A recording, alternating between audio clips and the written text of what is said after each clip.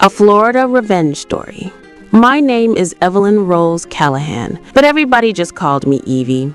78 years young, Gold Star widow, and according to my only child, a sweet old lady who doesn't know when to let go. They were half right.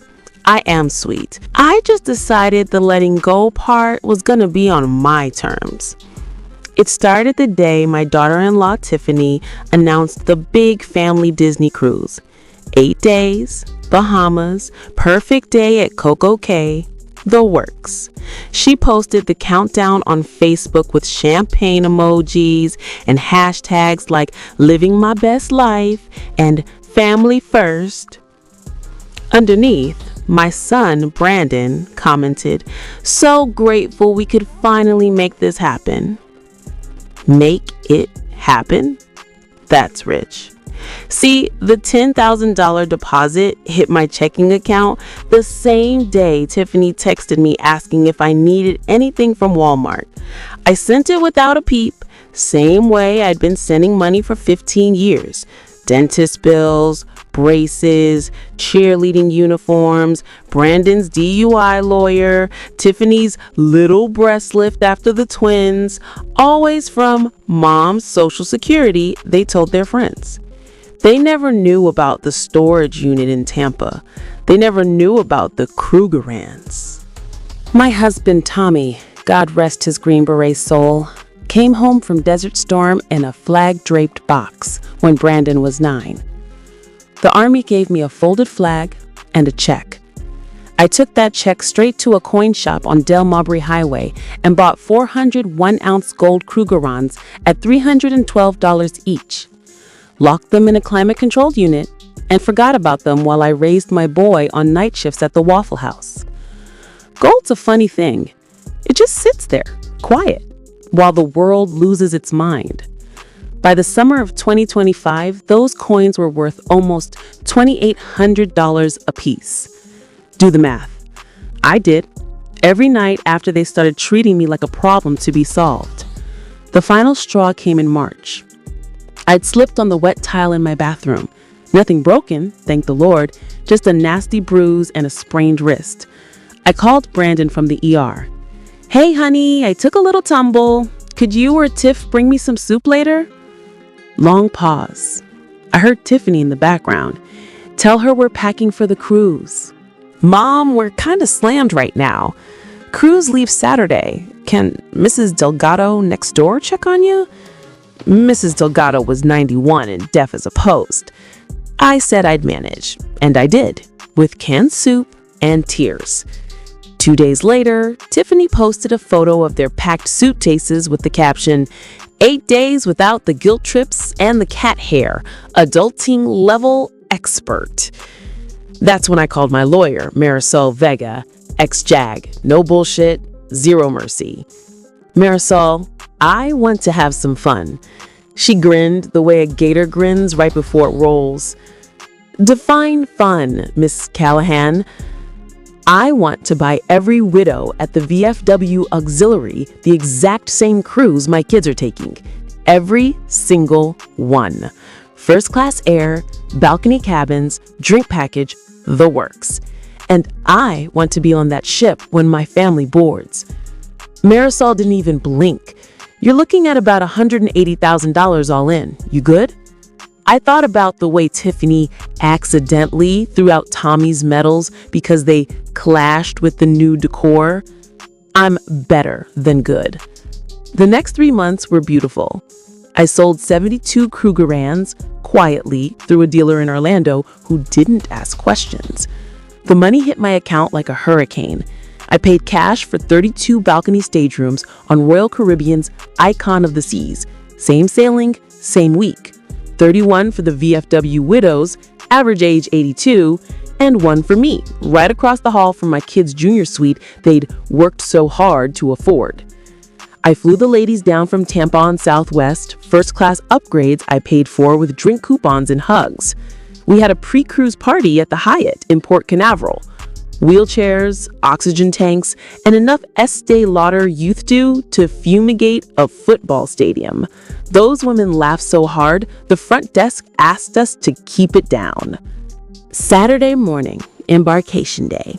Tiffany insisted on the 10:30 a.m. check-in so they could beat the lines. I told my posse to board at 11:15. I wanted them nice and settled with their first margarita before the fireworks. I was sipping coffee in the terminal when I saw them.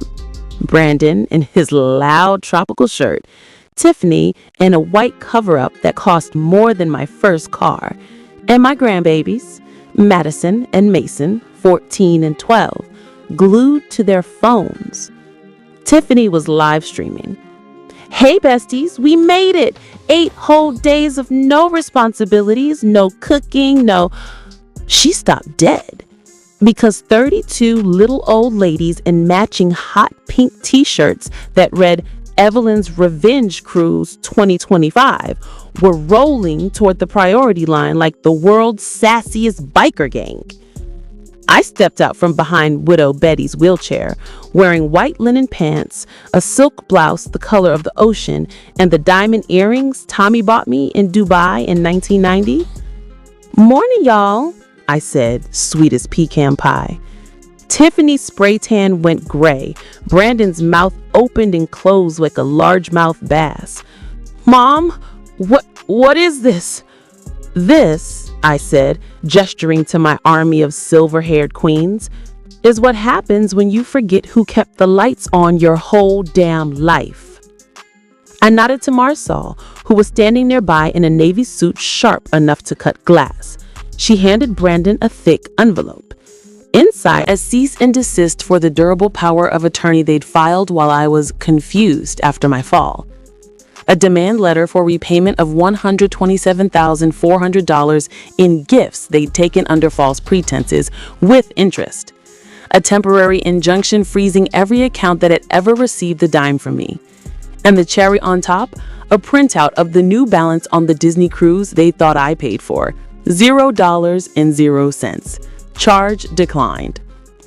Tiffany started shrieking, "This is elder abuse. You can't do this." Widow Ruth, 89, former nurse, 3 combat tours in Vietnam, leaned out of her scooter. "Honey, the only abuse I see is you treating this saint like a doormat for 15 years. Security was drifting over. I smiled and handed them my platinum sweet key card. "Y'all have a nice day now. We'll be in the Captain's Club if you need us." The gangplank photo is my favorite memory. 32 widows in flamingo pink shirts, arms raised like we just won the Super Bowl, and me in the middle blowing a kiss straight at the camera.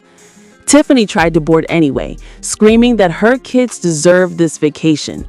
Port security escorted her out. The video went viral on TikTok by dinner. Hashtag Gold Star Granny and hashtag Krugerrand Karen both trended for 3 straight days. We sailed at 5 p.m. sharp. That night, the captain hosted a special cocktail party for Mrs. Callahan and her distinguished guests. He comped the entire solarium bar. Widow Dolores led the conga line at 9:30. Widow Lorraine won $8,000 in the casino and bought rounds for the whole deck. I stood on my balcony at midnight, wind in my silver hair, watching Miami disappear. The ocean smelled like freedom. Sunday morning, perfect day at Coco Cay. My kids were not on the island.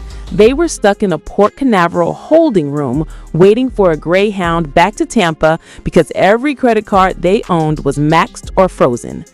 I, on the other hand, rented the big cabana with the water slide that dropped straight into the ocean. We had conch fritters, unlimited pina coladas, and a steel drum band that played Sweet Caroline, while 80-year-old Widow June danced with a cabana boy named Darius, who called her my queen. Monday was Nassau. I took the ladies to the fish fry at Arawak Cay. We shut the place down. Somebody started singing God Bless America. By the time we got to the last verse, every Bahamian in the joint was singing with us, arms around each other like we'd known one another forever. Tuesday night was formal night. I wore the midnight blue gown I bought the week Tommy shipped out. Never had a place to wear it until now.